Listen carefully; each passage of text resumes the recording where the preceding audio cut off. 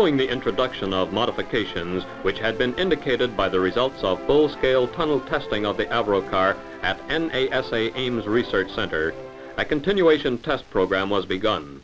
The objective of this program was to prove the effectiveness of the new control system from hovering through transition in the presence of the ground up to free flight conditions.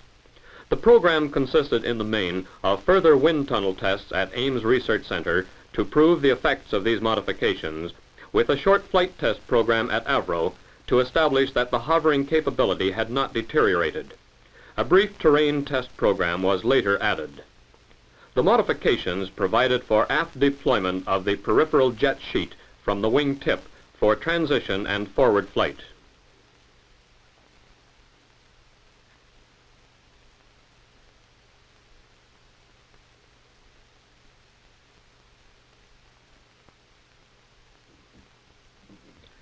Both vehicles were modified, one for further static and flight testing at the Avro facility, and the other for tests in the 40 by 80 foot tunnel at Ames Research Center. The changes were confined mostly to the wingtip, which was modified to divert the annular jet aft for increased forward thrust and improved aerodynamic and control characteristics.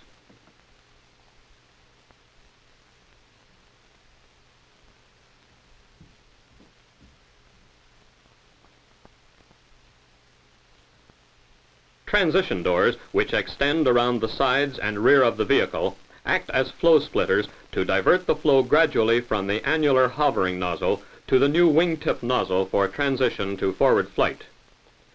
With the transition doors in the forward flight position, wingtip cascades at each side of the vehicle direct the jet flow aft. Pitch and roll control in forward flight is provided by the addition of 6 control vanes which operate in conjunction with the existing focusing control ring.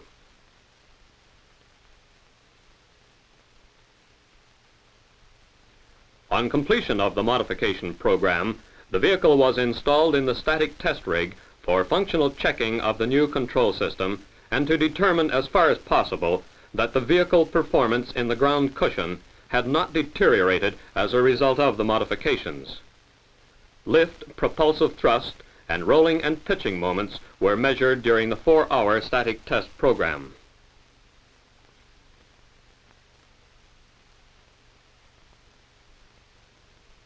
For rig testing, the control system was actuated by an external hydraulic system to be sure of maximum control movement.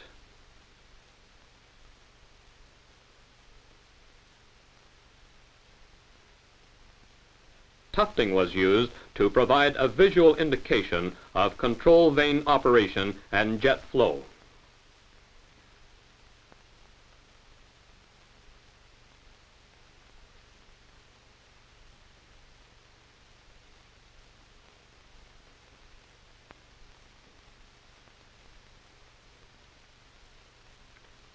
On completion of rig testing, the hovering behavior of the aircraft was checked in the tethers before commencing free flight.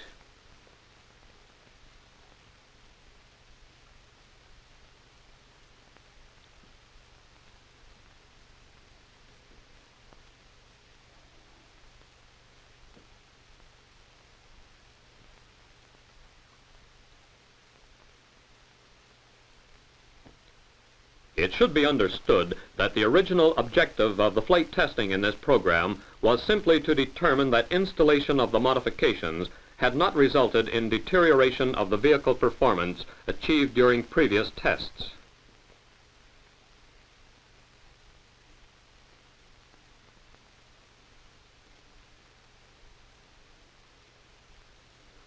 Early flights revealed that some deterioration in stability and control had in fact resulted from introduction of the modifications, and a number of flights were required to restore the vehicle performance in this respect. During this 6-hour flight test program, various minor experimental modifications were therefore made to the hovering control system and to the central jet configuration.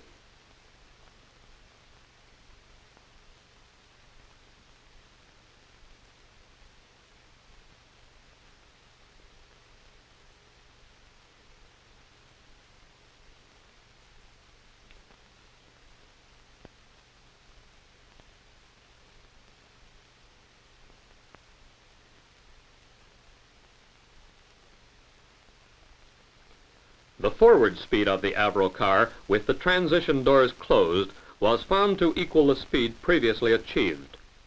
Operation of the transition doors was attempted, but it was determined that the pneumatic boost available for the control system was not sufficient to overcome the large asymmetric load on the focusing control ring.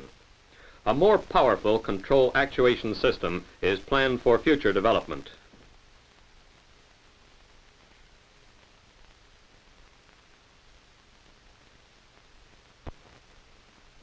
In its current configuration, the Avrocar was operating successfully in the ground cushion at a height of 3 feet and speeds up to 30 knots. Preliminary results from the new series of tests at Ames Research Center were also satisfactory.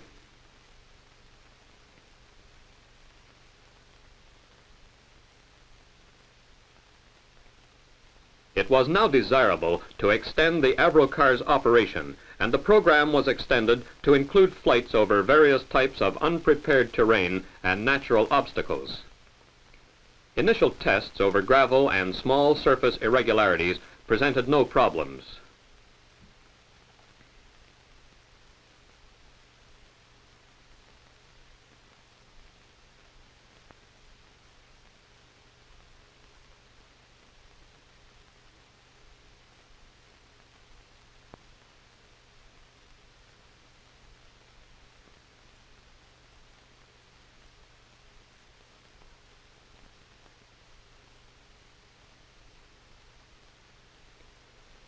We were now confident of the vehicle's ability to negotiate appreciable obstacles, and a rugged course, partially gravel and partially grass, with a 3-foot deep ditch, was selected for the next flights.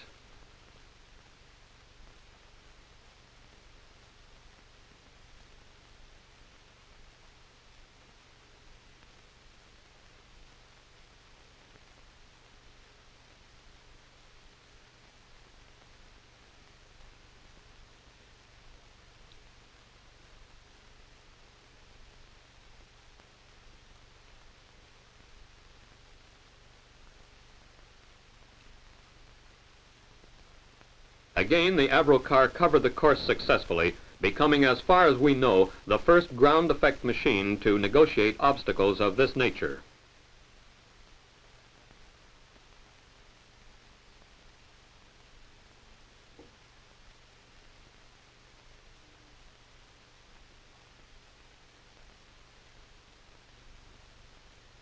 The vehicle had now clearly demonstrated its ability to operate over unprepared terrain, and landing pads were installed in place of the wheels for the following phase of testing, which included operation over soft ground.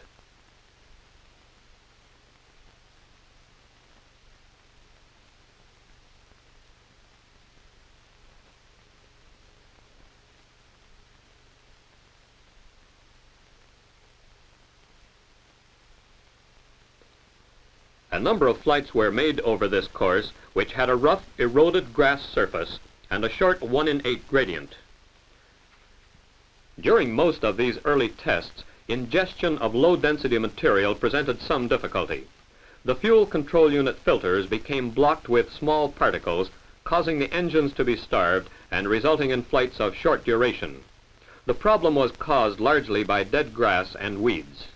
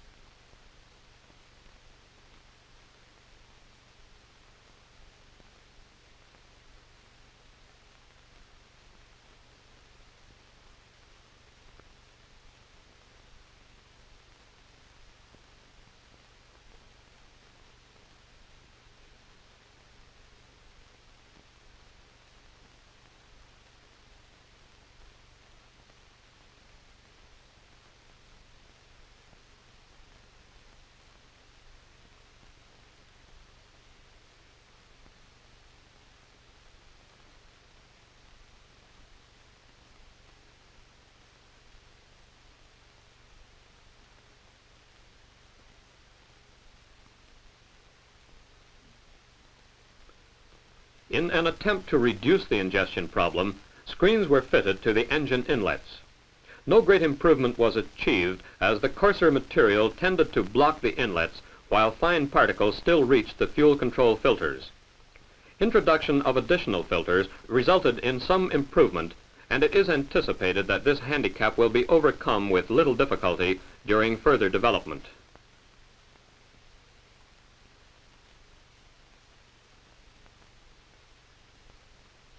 In preparation for the final contractual demonstration, a representative course was selected where the vehicle could demonstrate its capability while remaining in view of the observers. The course was laid out to cover concrete, grass, and gravel surfaces and included 4 ditches. Precise directional maneuvers were necessary to avoid surface obstacles. Check flights over this course were performed as the next part of the terrain test program.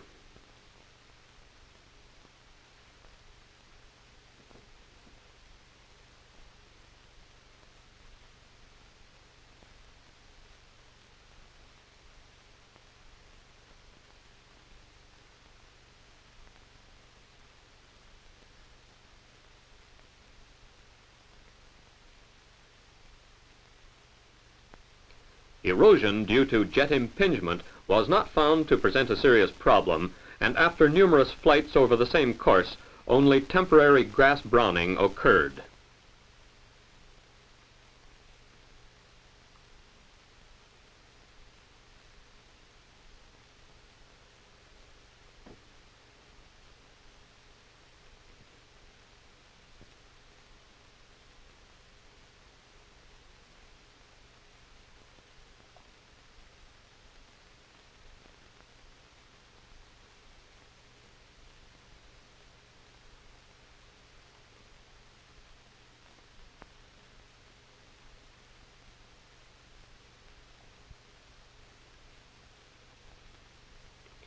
In previous flights, the Avrocar had always flown directly over ditches encountered in the course.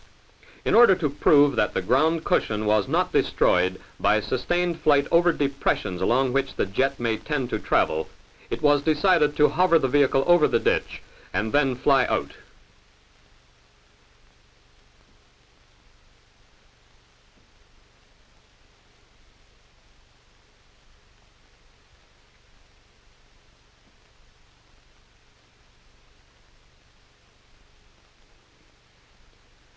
Before the actual flight demonstration, the Avrocar was flown by a pilot from the United States Air Force Flight Test Center.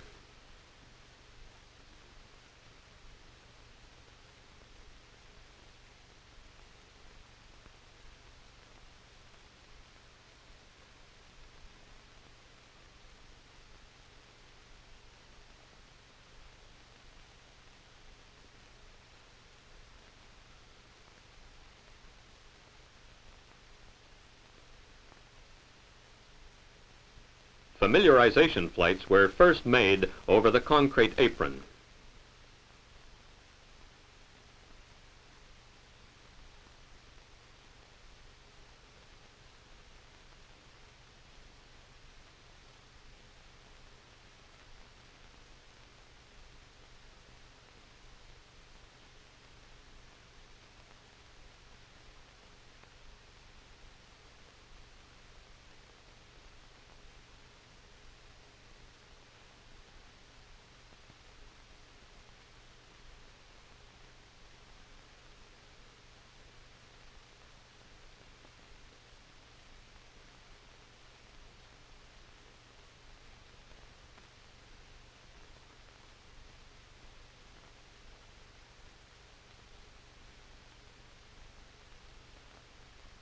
Additional flights were then made over the demonstration course previously negotiated by Avro's test pilot.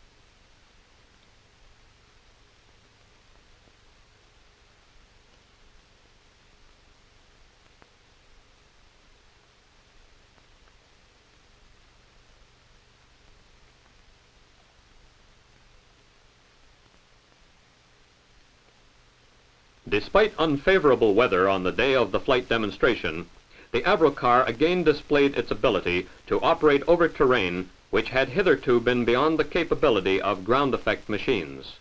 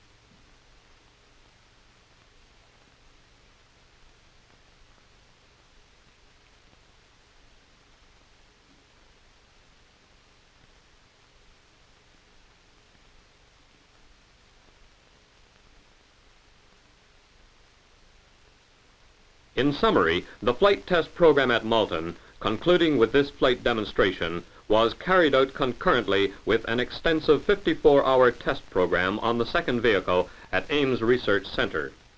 The tunnel tests showed that if the known thrust losses were to be reclaimed, then the originally estimated performance was realistic. Also, that with the new transition control, transition from the ground cushion to in-flight was feasible.